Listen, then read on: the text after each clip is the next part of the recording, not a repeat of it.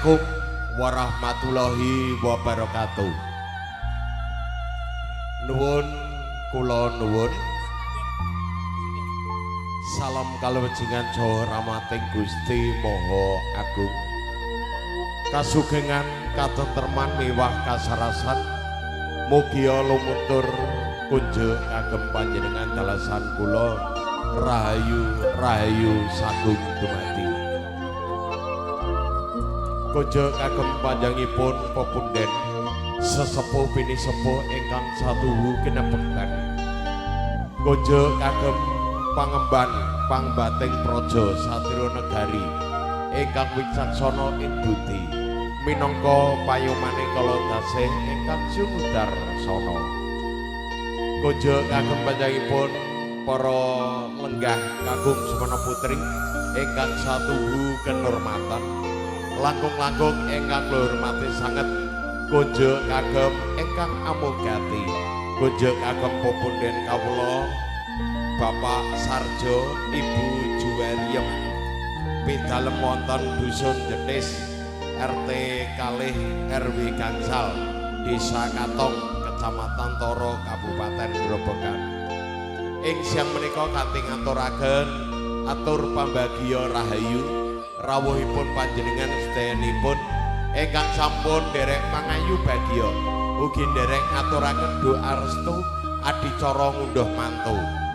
Mas Ferry Hamzah Jinatukrami kalian Mbak Kamila Intan Oktaviani putri kinasih putri kekodangan saking Bapak Sugiyanto Ibu Fatmawati pidalem wonten dusun Dukoh Kidul RT setunggal RW 3 Desa Toko Kecamatan Penawangan Kabupaten Grobogan.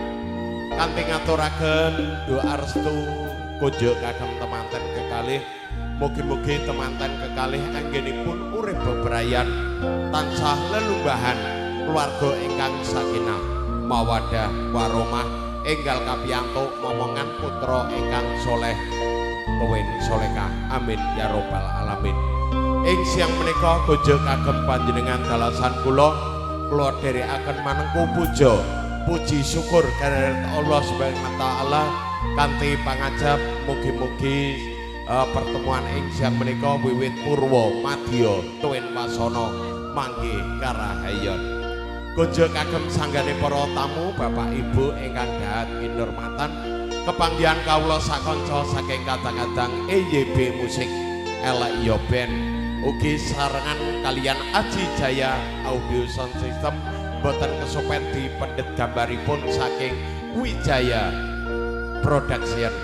Kanthi ngaturaken panglipur kunjuk kagem sanggane para tamu Bapak Ibu sedayanipun widowati kasuwun jumeneng ngaturaken tetembangan kanthi sesarengan. Monggo semebar nada lan irama Elek Yo Band nyampur sari kasuwun hambardai.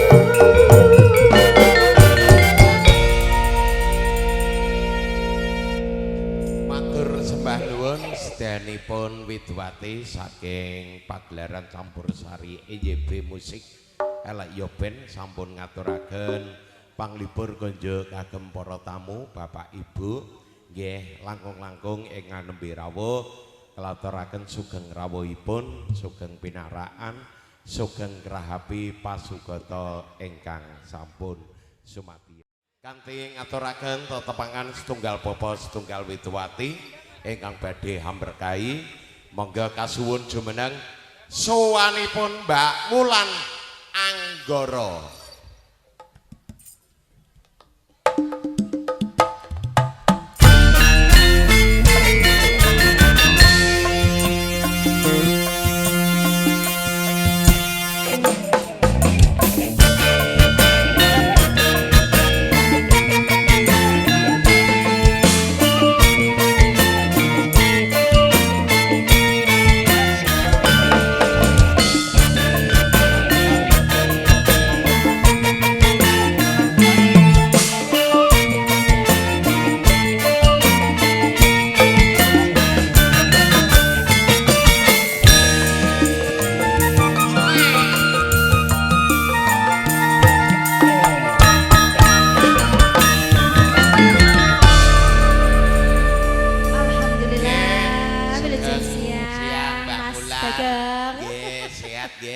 Alhamdulillah. Wah, setiap hari ya. OTW nang Solo terus. Oh iya Mas ya. Ya. Ayo. Apa? Ayo Dik. Oh iya. Ketinggalan tiket Dik. Tansah. Alah lalak tenan. Ya, assalamualaikum warahmatullahi wabarakatuh. Waalaikumsalam warahmatullahi wabarakatuh. Wilujeng siang Bapak Ibu Saiful Hajat, Bapak Ibu Kandang sedaya. Bapak Sarjo kalian Ibu Juwariem sak keluarga. Ngomong-ngomong Mas. Tuan rumah adicara ngunduh mantu. Oh ngunduh temanten nggih. Akad nikah sampun kalampah wingi. Nggih. Tanggal piro akad nikahe? Nggih mugi-mugi pinanganten kekalih dados keluarga ingkang sakinah mawaddah warahmah enggal kapiantuk ngomongan putra ingkang soleh tuwin solekah amin ya robbal alamin. Akad nikah sampun terlaksana wingi Jumat Legi tanggal 29 Mei 2026 nggih mapan wonten dalemipun Mbak Kamila utawi Bapak Sugiyanto Ibu Padmawati pidalem wonten Dukuh Kidul RT setunggal RW 3 Desa Toko Kecamatan Penawangan. Caket Mas tangga dhewe. Kono nek gak kleru. Ya rono. Ya ora ono nek gak rono ijo. Pengene ya nyabrang terus melompat sawah. Nggih ngaturaken panglipur sinambi ngrantu dawuh saking keluarga Bapak Sugiyanto selaku rombongan pisan nggih kanthi ngaturaken panglipur sarengan Elek Yo Ben. Monggo Mbak Wulan Anggara kasuwun hamberkahi. Jineman uler kambang Kang Mas. Nggih, jineman uler kambang. Ya, monggo diaturaken. Mas, tukang son wis. Iki kudu bawa wae Mas. Mas. Wis rasa ngalahno wong kuwi pokoke. Ya, musisi kudu manut. Ben nang wewe kono dhewe nek dipateni awake dhewe ya bingung Mas. Angger bekik, oh iki piye Mas? Bekik sone Mas. Ya son gawan ya ngene iki. Gawane karaktere ya sone iki. Ngaturaken panglipur monggo.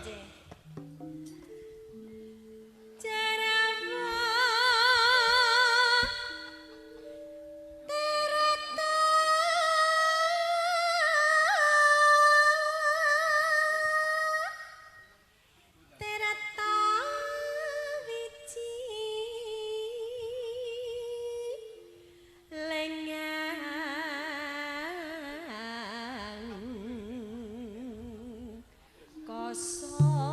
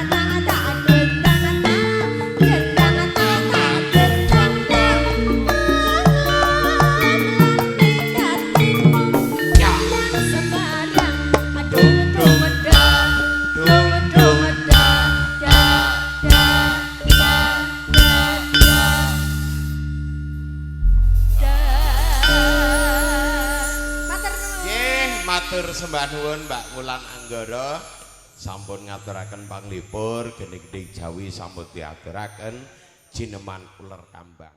Tetepangan malih konjo kagem para tamu setunggal wituwati saking elek yo ben kasuwun hamberkahi ugi jumeneng sowanipun Mbak Hera Ganta.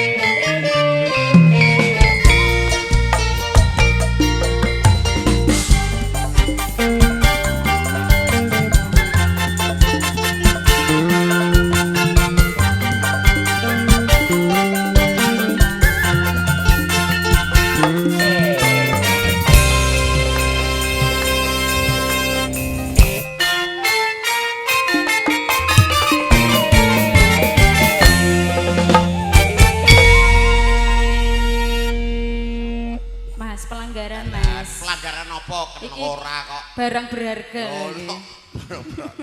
Wis kedaluwarsa. Kedaluwarsa. Lah aku lho cek perawan Mas sing kandha aku wis tau ku ya sapa. Oh, belum pernah ternodai. Belum. Perawan aku. Iya. Perawan kasep. Anjir, saderengipun katuran assalamualaikum warahmatullahi wabarakatuh. Waalaikumsalam warahmatullahi wabarakatuh. Kaya Pak Kiai to, Mas. Oh, anake Mudin kok. Dah, layak potongane kaya. Piye? Ki mau iso kembaran piye lho, Mas? Lah ya ora janjian kok iso ngembar-ngembari. Sampean sing ngembar-ngembari. Lah. Nggih. Doa restu, Dik. Nggih, kunjuk kagem Mas Ferry. Dewa Mbak Wulan ndereng dedonga. Pun. Aku ora ngrungokke kok, Mas. Oh, alah. Kupingmu RB kok ngomong. Anjir, niki pernikahan sinten kalih sinten, Mas? Mas Ferry kalian Mbak Kamila. Oke, niki derek dedonga kagem temanten kekalih. Engko tak kuaplok tenan lho, Mas. Kaget tadi ngono. Kok saka darani ra. Mripate melek ngono lho, Mas, kok mripat gambarane tok bunder ombak, padahal asline merem ngene. Bagong mripate ombak. Lah ya. Anjir niki derek dedonga kagem temanten kekalih, mugi dados keluarga ingkang sakinah mawaddah ugi warahmah, Mas. Amin. Bahagia selalu. Amin.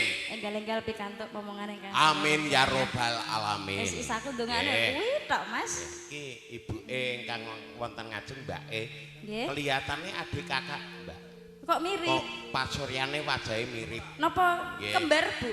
Lah niki mirip garwa kula kok. Lah, nomah lho mirip lho. Saawake ya mirip, Mas. Saawake sabodine. Oh, wah. Bokonge ra gedhi mengkang. Aku yo kaget to, Dik. Awan iki rek bojoku nang kene ngono. Mosok atake ayu sing kene, Mas. Yo iku kene. Wis dijolke kene. Ning saiki padha. Oh. Mergane tak tukokno perawatan. Oh, mbok tukono secincer ngono kae. Oh, tak tukokno krim pajar. Krim pajar. Apa krim pajar? Unik krim pajar. Wong umume tuku krim siang, pagi, malam. Heeh. Lah aku krim pajar. Kok pajar dhewe? Saru. Ngaturaken panglipur, monggo Mbak Ira. Niki Nggih sinambi rantau dawuh saking keluarga saking Bapak Sugiyanto kalian Ibu Fatmawati sak penderek sak pangombyong niki kawula kan ngibur panjenengan sedayanipun nak sampun mantuk nembe keluarga mriki. Nggih. Apa to Dik kok sok. Anu Mas kutan lem Mas kantel sak tangan-tangan lho Mas. Alah. Iya. Nggih. Anjen niki mat-matan malih nggih. Kadang mat lali, kadang mat eling. Lah ya. Iya. Aku mat lalinan wae aku Mas malah. Katuran langga mangenteni Mas. Nggih.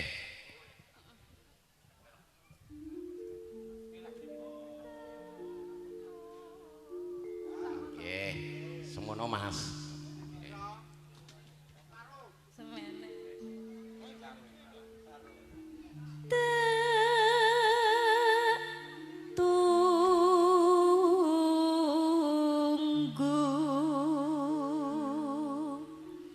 Seliramu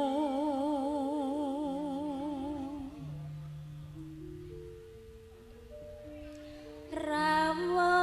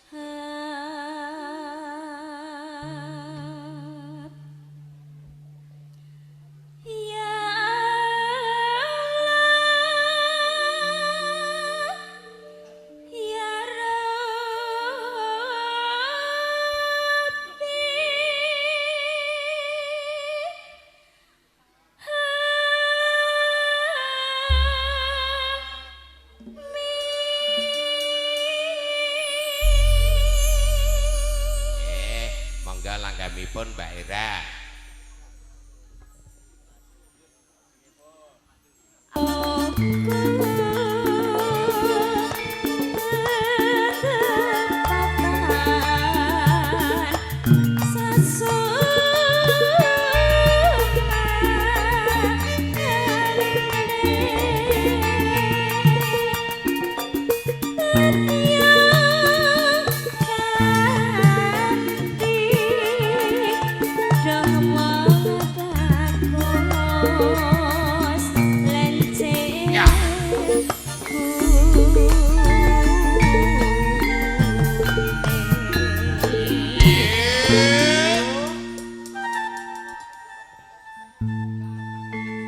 Dur-duran apa to, Mas? Oh, aku ora ngerti, Dek.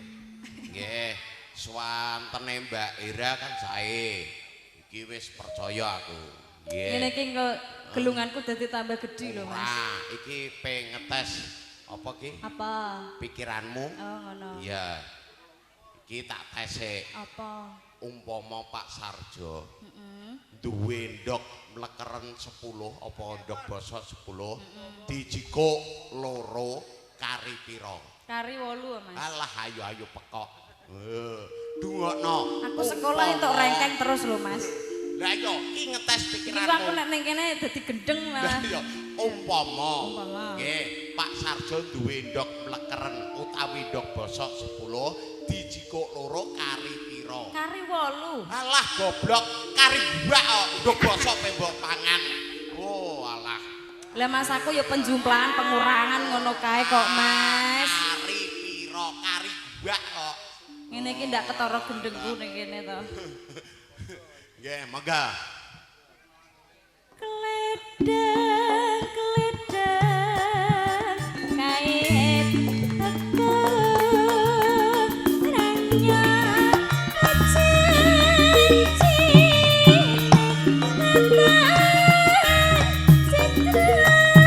Ya, ya.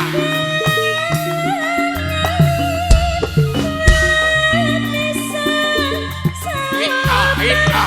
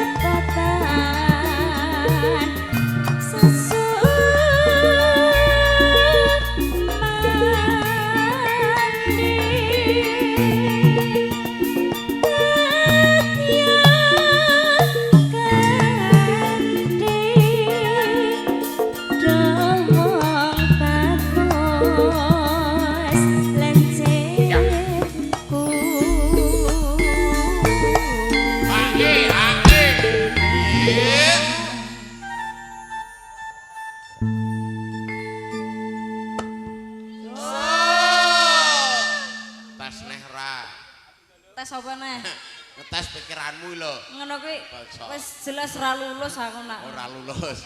Nggih. Ngejak srek kalah wae. Saking rombongan pisan badhe nyuwun pamit ditelasaken rumiyin.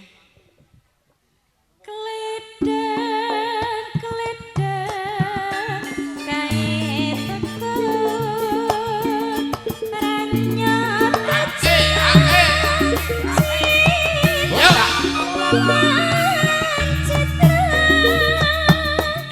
Yo. Ya.